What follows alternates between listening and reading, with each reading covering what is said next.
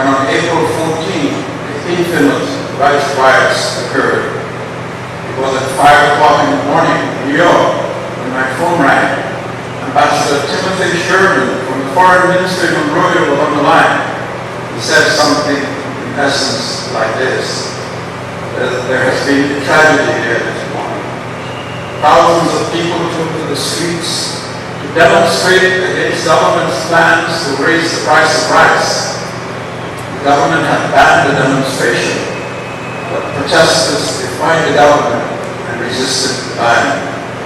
Eventually, shots had to be fired, and tragically, many lives have been lost here today.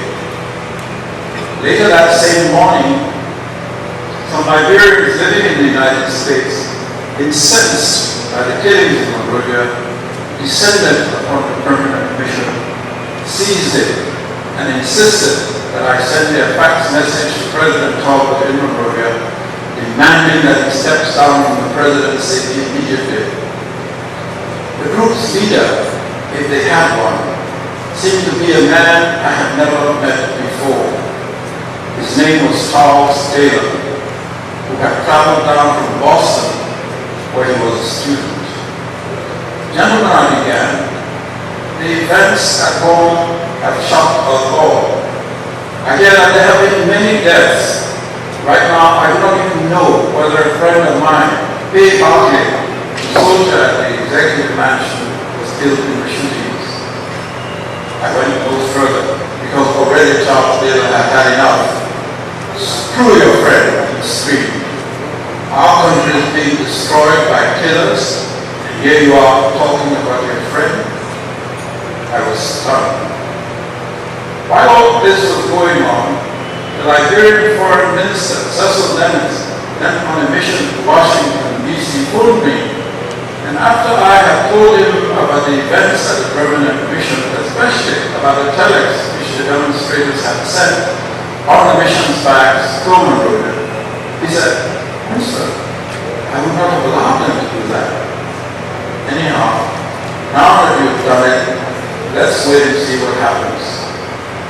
2 hours or so later, no word had come from Monrovia when the foreign minister phoned the second time.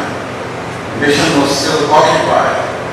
"Winston," the minister finally said, "we cannot allow these people to take over our country. Call the U.S. mission. Call the police. These people must be thrown out." I promptly carried out the minister's instructions, and in no time, the police van was outside. Charles Taylor and his men were bundled into it, and that night they appeared on television during the evening news. Such publicity, in fact, was all they really wanted. A year later, on the morning of April 12, 1982, the permanent mission was again seized, but this time Charles Taylor wasn't there. He was in Monrovia, about to begin the eventual takeover, not just of an embassy, but of our whole country. As for Foreign Minister Cecil Lennox, whose directive to me had halted Taylor in his tracks a year before, he together with frightened, unmasked, half-naked others from the toppled regime would soon be executed.